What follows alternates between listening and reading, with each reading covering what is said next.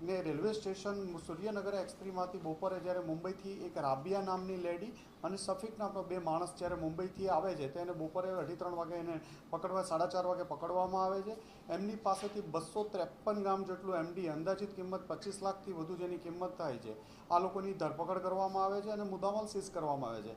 આ લોકોની પૂછપરછ દરમિયાન પણ સુરતના મોહસિન, સલમાન અને ફૈઝલ શેખ આ લોકોના નામ તપાસ દરમિયાન આવ્યા અને જે એક માસથી સુરતની ટીમ અલગ અલગ ટીમો લાગેલી હતી, પોલીસ ઇન્સ્પેક્ટરોની ટીમો, એમને પણ આ નામની માહિતગાર હોય તરત અલગ અલગ જગ્યાએ રેડો ચાલુ કરવામાં આવી, જેમાં સરફરાઝ ઉર્ફે સલમાન, જેને કાસા મરીના હોટલ પાલ વિસ્તારમાં આવેલી છે, ત્યાં રેડ કરતા એમની પાસેથી અંદાજિત 28-29 ગ્રામ જેટલું એમડી મળી આવ્યું અને જેની કિંમત 2,80,000થી 3 લાખ જાય છે અને સલમાનને ધરપકડ કરવામાં આવી.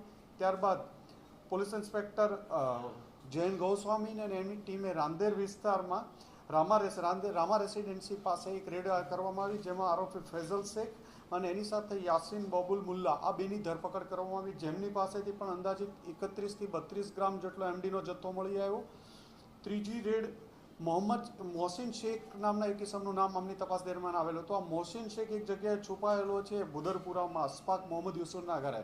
એ તપાસ કરતાં મોહમ્મદ અશફાક 5મા માળેથી કૂદીને ભાગવા જતાં 4થા માળે પડ્યો અને એના પગમાં વાગતા તરત ક્રાઇમ બ્રાન્ચની ટીમે એને અઠવાલા સિવિલ હોસ્પિટલ લઈ ગઈ અને ત્યાં એની સર્ચ કરતાં ડૉક્ટરોની સામે એની પાસેથી 15-20 ગ્રામ જેટલું એમડી એમની પાસેથી મળેલું, જે બાબતે અઠવા પોલીસ સ્ટેશનમાં રેડ દાખલ ગુનો કરવામાં આવ્યો.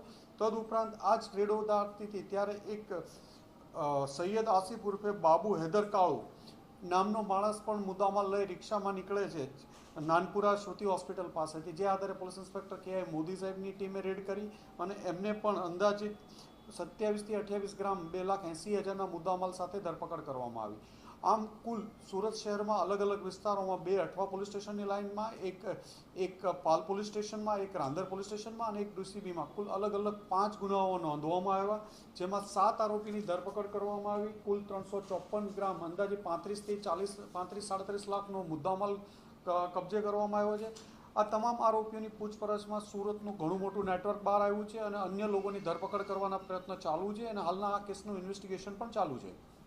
ડ્રગ્સ ક્યાંથી લાવવામાં આવતું હતું, કઈ રીતે અલગ અલગ જગ્યા પર પહોંચાડવામાં? આ જે 2 જણા પકડાયેલા છે મુંબઈથી આ ડ્રગ્સ લઈને આવ્યા હતા, રાબિયા અને નફીસ, એમની પૂછપરછ દરમિયાન આગળનું નેટવર્ક મળી આવ્યું છે અને પોલીસ તપાસ ચાલુ છે એમાં, અને એ લોકો લાવી આ નીચે સલમાન, ફૈઝલ, મોહસિન વગેરે લોકોને આપતા હતા.